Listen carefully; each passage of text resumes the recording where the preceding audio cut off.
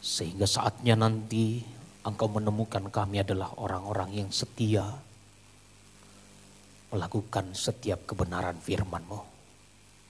Dan kami belajar terus untuk konsisten memperagakan Kristus lewat perangai hidup kami dalam keseharian ya Tuhan. Sehingga lewat semuanya itu nama Tuhan kiranya dipermuliakan. Dan Tuhan berkenan dengan gaya hidup kami. Berikan kami kekuatan Tuhan, sebab kami tidak mampu dengan kemampuan kami sendiri. Dan setiap telinga yang mendengarkan firman-Mu, yang menaruh perhatian terhadap firman-Mu, dimanapun mereka berada, yang di tempat ini maupun di tempat mereka masing-masing. Roh Kudus, jamah mereka. Tenggelamkan semua umat-Mu dalam hadirat-Mu. Sehingga kebenaran firman-Mu boleh diterjemahkan dalam kehidupan kami, bagi kami pribadi, lepas pribadi. Dalam nama Tuhan Yesus Kristus, kami berdoa dan kami mengucap syukur buat waktu hari ini. Haleluya. Matius 7 ayat 15 sampai ayat yang ke-23. Saudara membaca ayat yang genap, saya baca ayat yang ganjil. Kita bergantian. Ya, boleh lihat di layar atau boleh lihat Alkitab sendiri. Oke ya. Demikianlah firman Tuhan, hal pengajaran yang sesat. Waspadalah terhadap nabi-nabi palsu yang datang kepadamu dengan menyamar seperti domba. Tetapi sesungguhnya mereka adalah serigala yang buas. Ayat 16. Ayat 17. Demikianlah setiap pohon yang baik menghasilkan buah yang baik. Sedang pohon yang tidak baik menghasilkan buah yang tidak baik. Terus. Dan setiap pohon yang tidak menghasilkan buah yang baik pasti ditebang dan dibuang ke dalam api.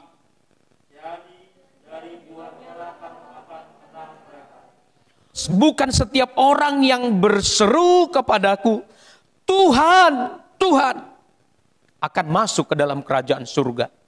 Melainkan dia yang melakukan kehendak Bapakku yang di surga. Next, terus.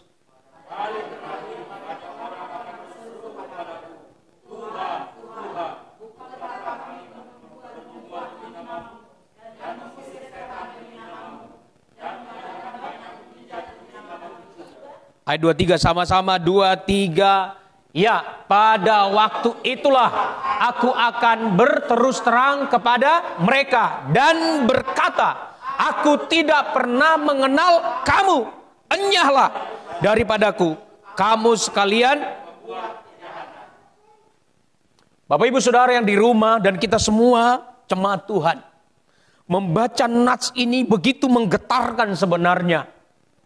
Dalam ayat yang ke-22 dikatakan, pada hari terakhir banyak orang akan berseru kepadaku. Mereka berkata, Tuhan, Tuhan.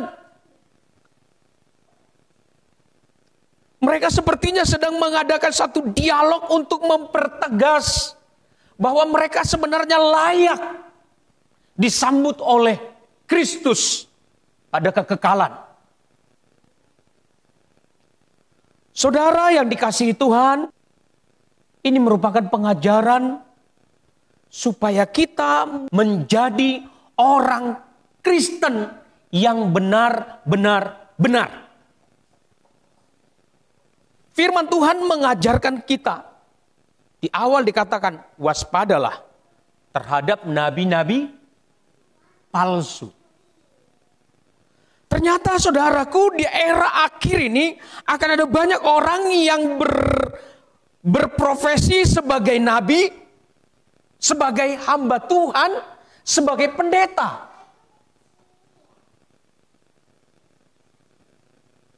Tapi Alkitab berkata disebut sebagai nabi palsu. Kalau ada nabi yang asli, berarti ada nabi yang palsu. Tadi malam kita membaca Alkitab dalam Amsal berapa? 26. Dalam Amsal 26 tadi malam kita baca satu pasal Di sana dikatakan seperti ini. Orang-orang penyesat, orang-orang ingin memutarbalikkan fakta. Mereka berkata-kata dengan manis dan mampu meyakinkan orang yang mendengarnya. Nabi palsu berkata manis. Maka dengan ini Bapak Ibu Saudara, saya berharap saudara berdoa, belajar melekat dengan Tuhan. Dan saudara pastikan, Alkitab menjelaskan seperti ini. Dari buahnya lah, ayat 16. Dari buahnya lah kamu akan mengenal mereka. Maka Bapak Ibu Saudara, sebagai orang Kristen yang benar-benar benar. Sebagai orang Kristen yang benar-benar benar. Satu yang kita mau hasilkan, buah yang baik. Sebab ada banyak orang saudaraku sudah menjadi Kristen.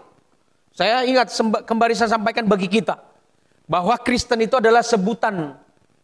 Sebenarnya sindiran tahun 30 atau abad pertama. Yaitu di Antioquia.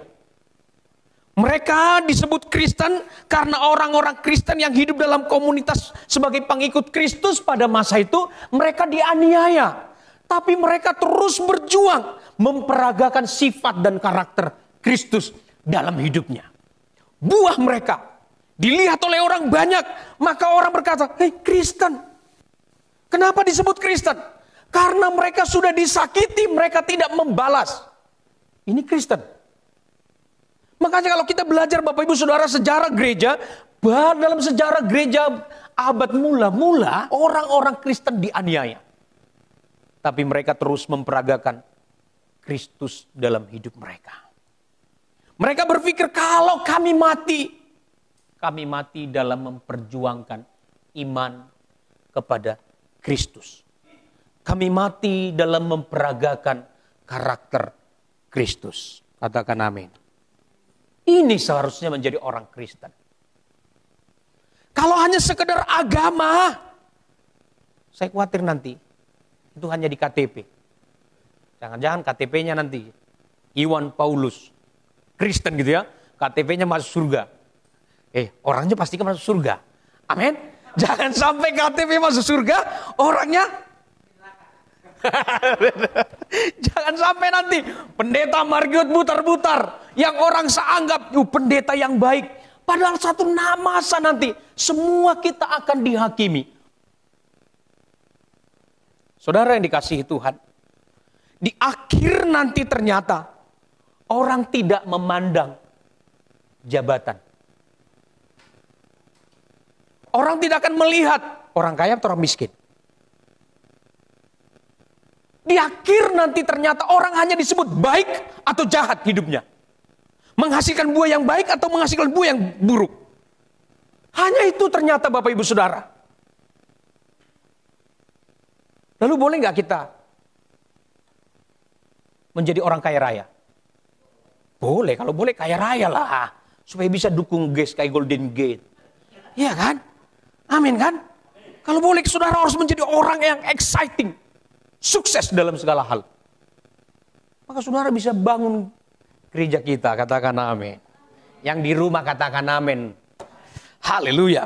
Bapak Ibu Saudara, di akhir ternyata nanti yang dilihat, yang diperhitungkan hanyalah buah. Coba kita sedikit buka dulu. Wahyu pasal 14 ayat 13. Kita baca sama-sama. 2, 3 ya. Dan aku mendengar suara dari surga berkata, tuliskan, berbahagialah orang-orang mati yang mati dalam Tuhan sejak sekarang ini. Sesungguhnya kata Roh, supaya mereka boleh beristirahat dari perilaku mereka. Karena lihat, karena segala perbuatan mereka menyertai. Saudara sebagai orang percaya, jangan berpikir perbuatan saudara nggak menyertai saudara. Semua kita suatu kali kelak nanti akan dihakimi di akhir nanti. perbuatan kita akan diperhitungkan ternyata. Karena ada banyak akhir-akhir ini orang Kristen. Yang penting kau percaya Yesus bro. Mati pasti masuk surga. Walaupun hidupmu lu bobrok. You udah ditebus Yesus. You pasti mati masuk surga. Enggak. Enak aja. Kalau begitu, gampangan dong Yesus itu. Saya mau katakan bagi saudara dan saudara yang ada di rumah. Yesus mati bukan hanya untuk saudara. Yesus mati untuk semua umat. Katakan amin. Yesus mati untuk orang Buddha? Yes. Yesus mati untuk orang saudara kita Muslim? Ya. Untuk semua orang. Yesus mati. Supaya apa? Supaya suatu kali kelak nanti. Semua orang ini dihakimi menurut perbuatannya. Maka dikatakan seperti ini. Karena segala perbuatan mereka menyertai. Saudara berbuat baik kepada orang lain, Tuhan tahu. Kita sudah dihakimi, mungkin orang lain sudah melecehkan kita, merendahkan kita. Tidak apa-apa, yang penting Tuhan tidak merendahkan kita. Yang ibu-ibu di rumah mungkin suamimu kurang peduli terhadap hidupmu. Yang penting Tuhan tetap peduli terhadap engkau. Mungkin orang lain menganggap engkau rendah karena memang gak ada yang bisa kita tonjolkan. Tapi saya mau katakan, saya berharap yang penting Tuhan tidak merendahkan saudara. Ingat saudaraku, perbuatan kita buah. Ini yang mau kita ukir. Kita mau upayakan supaya kita berbuah semaksimal mungkin. Hidup ini sangat singkat. Betul ya? Hidup ini singkat banget. Maka dalam singkatnya durasi hidup ini, ayolah kita serius berbuat baik. Saudara, perhatikan saudara yang di rumah. Nanti buahnya akan membuktikan. Amin. Nanti akan diperhadapkan di surga nanti. Tuhan kira-kira bilang apa? Sahabat setelah engkau Margaret, engkau sangat kukasihi. Orang lain zolimi engkau. Tapi engkau tidak balas. Aku mengasihi engkau. Itu nanti yang kita tunggu. Bukan sekarang action kita gaya semua jalan begini. Kalimatnya bahkan yang lebih parah lagi. Dikatakan seperti ini. Dia ngomong loh sama Tuhan. Tuhan bukankah kami. Ayat 22 coba lihat. Buka ayat 22. Itu keren banget itu. Coba. Pada hari terakhir banyak orang akan berseru kepada Tuhan. Bukankah kami bernubuat demi... Bu Sabrina belum pernah bernubuat. Saya udah pernah bernubuat. Berarti lebih keren saya ya. Sabrina. Saya pernah bernubuat. Kamu akan begini-gini. Amin. Kata nangis-nangis dia.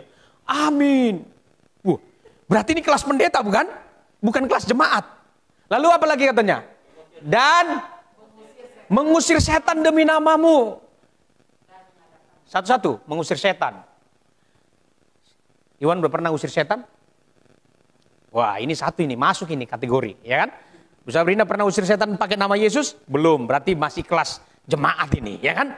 Ini nih, udah ngusir setan, bukankah aku telah mengusir setan? Kita pernah usir setan. Lalu apa lagi? Dan mengadakan banyak mujizat. Ini hebat kan? Bikin mujizat, bisa bikin mujizat. Waktu kita bikin KKR di Sumatera, ada katanya dia dukun. Maju ke depan matanya merah, gitu ya. Saya lihat, saya kirain mabuk. Belum ketemu saya udah bus. Udah jatuh. Keren juga ini. Hebat ya. Tapi Alkitab bilang apa? Mengadakan banyak mujizat demi nama. Ayat 23 yang menentukan. Ayat 23 sama-sama baca. 23 ya. Pada waktu itulah aku sama-sama. Aku enyahlah. Hati-hati Bapak Ibu Saudara. Saya pun dengan ini ngeri. Pendeta-pendeta seperti kami, yang mungkin saya belum apa-apa lah, belum terkenal. Dunia nggak kenal saya, tapi Tuhan kenal saya. Amin. Dunia nggak kenal saya. Jangan sampai saya memanfaatkan ayat untuk menjerat hidupmu. Sebab itu mudah kami lakukan. Kalau di Taman Eden, Ular yang menyamar menjadi iblis itu melingkar di pohon kehidupan. Di era perjanjian baru, ular bisa melingkar loh di mimbar ini. Iblis bisa melingkar pakai pendeta seperti saya untuk memperdaya saudara, untuk memikat saudara supaya saudara melakukan seperti yang ku mau. Tapi apa yang terjadi Bapak Ibu Saudara? Ngeri kita dengan ayat ini. Jangan sampai suatu kali kelak nanti Tuhan berkata, "Enyahlah kau, aku tidak kenal kau, engkau pembuat kejahatan." Bapak Ibu Saudara, di era sekarang ini kita belajar menghasilkan buah. Itu saya sebagai pendeta. Saudara sebagai jemaat. Ayo kita berjuang menghasilkan buah. Ingat, buah tidak pernah dinikmati oleh pohon itu sendiri. Tapi orang lainlah yang menikmati. Yang menikmati hidup saudara adalah orang lain, bukan saudara. Yang menikmati hidup saudara, buah saudara adalah orang lain. Harusnya orang lain melihat dampak dari yang kita hasilkan. Katakan amin. Sebagai jemaat Tuhan, minimal gereja bisa menikmati buah saudara. Katakan amin. Maka tujuan kita adalah menghasilkan buah yang baik. Dan buah kita dinikmati oleh orang lain. Buah kita pasti akan menyertai kita di kemudian hari.